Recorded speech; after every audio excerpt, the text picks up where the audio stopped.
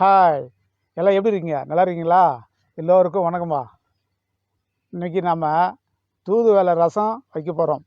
அது ரசத்தை எப்படி செய்யணுன்றத நீங்கள் நேரடியாக நான் செயல் விளக்கமாக காட்டுறேன். நம்ம ஏற்கனவே தூதுவளையை துவையலாக செய்திருக்கிறோம், அதாவது ஊறுகாய் அரிசி காட்டியிருக்கிறேன். தூதுவளையை சாப்பிட்டா என்ன நமக்கு நன்மை, அதுக்கு என்ன எதுக்காக நம்ம சாப்பிட்றோம், அதை சாப்பிட்டோன்னா என்னென்ன பலன் இருக்குதுன்றதெல்லாம் வேறு ஒரு வீடியோவில் நான் சொல்லியிருக்கிறேன். அந்த வீடியோவை பார்த்து நீங்கள் தெரிஞ்சுக்கிங்க. சரி, நாம் நிறைய பேச தேவையில்ல, வாங்க போயிட்டு தூதுவளையை பறிச்சுன்னு ரசம் வைக்கலாம்.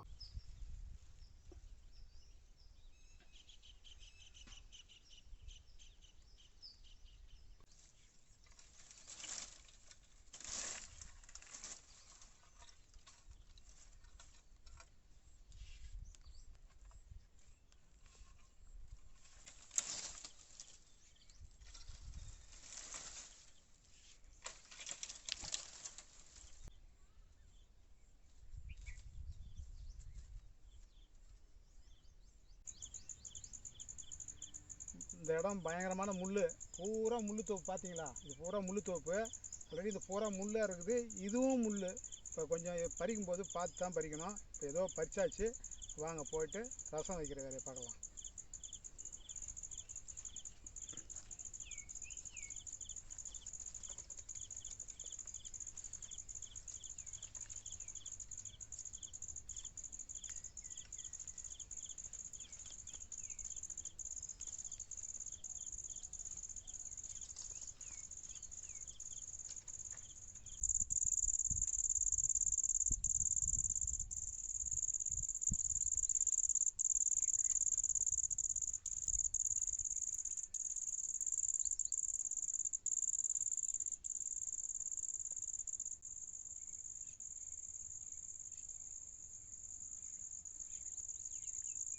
தழை ஒரு வழியாக பறிச்சாந்தாச்சு. இதில் நிறைய முள் இருக்குது, இது நம்ம பார்த்து தான் பறிக்கணும். இப்போ நம்ம அதை பறித்து ரசம் வைக்கலாம்.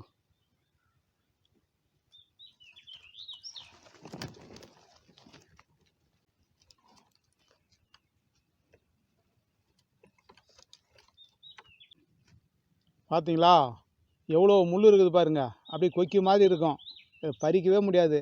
இப்போ இந்த முள், தண்டு, தழை எல்லாத்தையுமே இப்போ இன்றைக்கி நசுக்கி நம்ம ரசம் வைக்க போகிறோம். இந்த முள்ளெலாம் கூட கிராஸ் தேவையில்லைங்க, அப்படியே போட்டு நசுக்கி, உரலில் போட்டு நசுக்கி அப்படியே ரசம் வைக்க வேண்டியது தான், சாறு எடுத்து.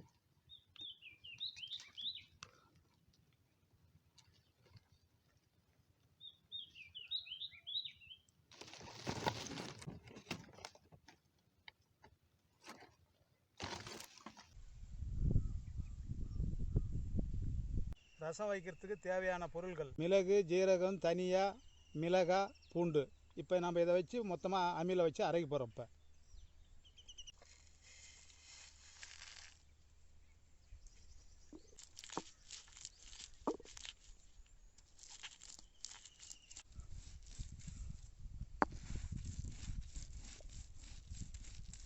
இந்த மாதிரி மசாலா அரைக்கும்போது 2 காஞ்ச மிளகாய் கூட வச்சு நல்லா மைய அரைச்சிங்கன்னா ரசம் சாப்பிட்றதுக்கு நல்லா டேஸ்ட்டாக இருக்கும், வாசனையாகவும் இருக்கும்.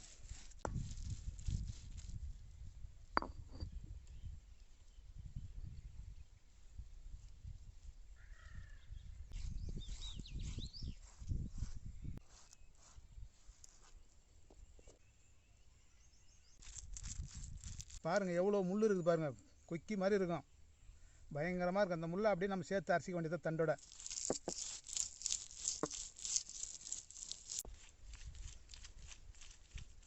சேர்த்து அரைச்சிக்கலாம்.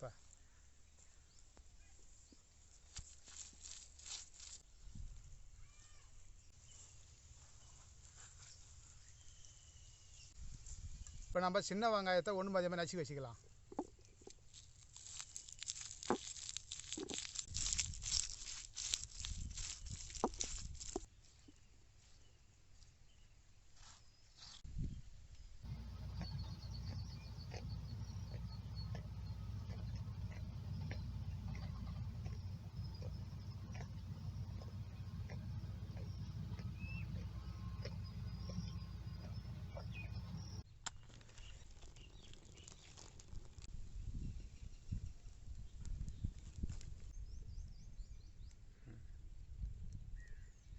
எண்ணெய் காஞ்சதும் நம்ம கடுகு சேர்த்துக்கலாம். அது கூட எண்ணெய் காஞ்சிடுச்சு நல்லா. இப்போ நம்ம ஃபஸ்ட்டு வந்து கடுகு சேர்த்துக்கலாம். இப்போ நம்ம காஞ்ச மிளகாய் சேர்த்துக்கலாம். இப்போ நசுக்கி வச்சுக்கிற வெங்காயத்தை சேர்த்துக்கலாம்.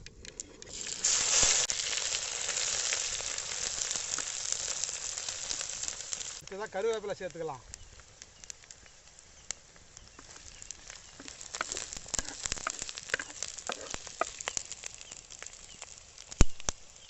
அடுத்ததாக அரைச்சி வச்ச மிளகு ஜீரகம் மசாலா சேர்த்துக்கலாம்.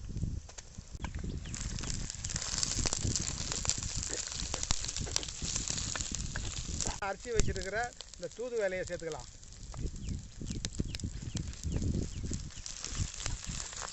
இந்த தூதுவளை, அரைச்சி வச்ச மசாலா இதெல்லாம் வந்து பச்சை வாசனை போகிற வரைக்கும் நம்ம வதக்கணும். இப்போ நம்ம கடைசியாக வந்து நாட்டு தக்காளி 2 தக்காளியை சேர்த்துக்கலாம். இது வந்து அரைக்க தேவையில்ல, அப்படியே கையால் பிஞ்சு விட்டுக்கணும். அப்போ தான் நல்லாயிருக்கும், டேஸ்ட் இருக்கும்.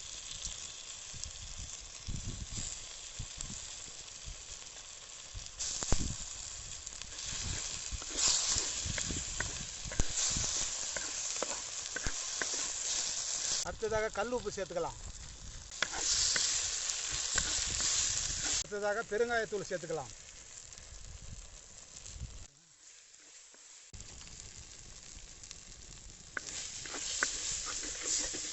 நல்லா வதக்காச்சு. இப்போ நம்ம இது வீட்டு புளி இதுங்க சேர்த்துக்கலாம். கரைச்ச வீட்டு புளி.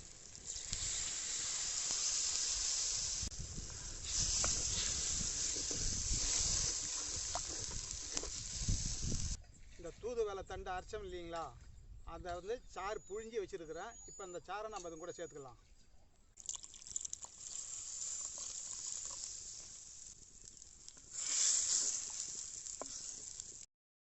இப்போ இதுக்கு தேவையான அளவு நான் தண்ணி சேர்த்துக்கிறேன். உங்களுக்கு தேவையான அளவு நீங்கள் தண்ணி சேர்த்துக்குங்க.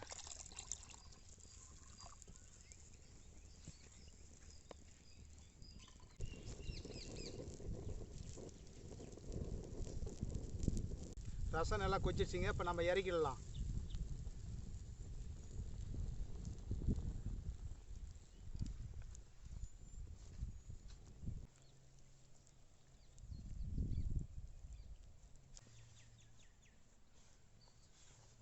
ரசம் வச்சு முடிச்சிட்டேன்.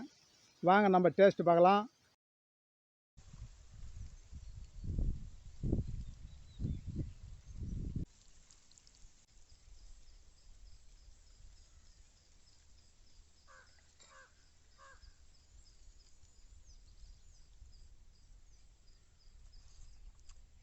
ஜீரக சம்பா சாதமும் தூதுவளை ரசமும் சூப்பராக இருக்குது. ரொம்ப டேஸ்ட்டாக இருக்குது. இது போல் வச்சு சாப்பிடுங்க. ஆரோக்கியமாக இருக்கும் உடம்புலாம். வந்து சாதத்தோட ரசம் கலந்து சாதம் ஃபுல்லாக காலி ஆகிடுச்சு. அவ்வளோ டேஸ்ட்டாக இருக்குது. இப்போ நம்ம வந்து ரசத்தை மட்டும் தனியாக சாப்பிட்டு பார்க்கலாம். சூப்பராக இருக்குதுங்க. இது போல் நீங்கள் தூதுவளை ரசம் வச்சு சாப்பிடுங்க. சளி கபம் எல்லாமே இருக்காது. நல்லா இருக்கும், ஆரோக்கியமாக இருக்கும். இதே போல் வச்சு சாப்பிடுங்க.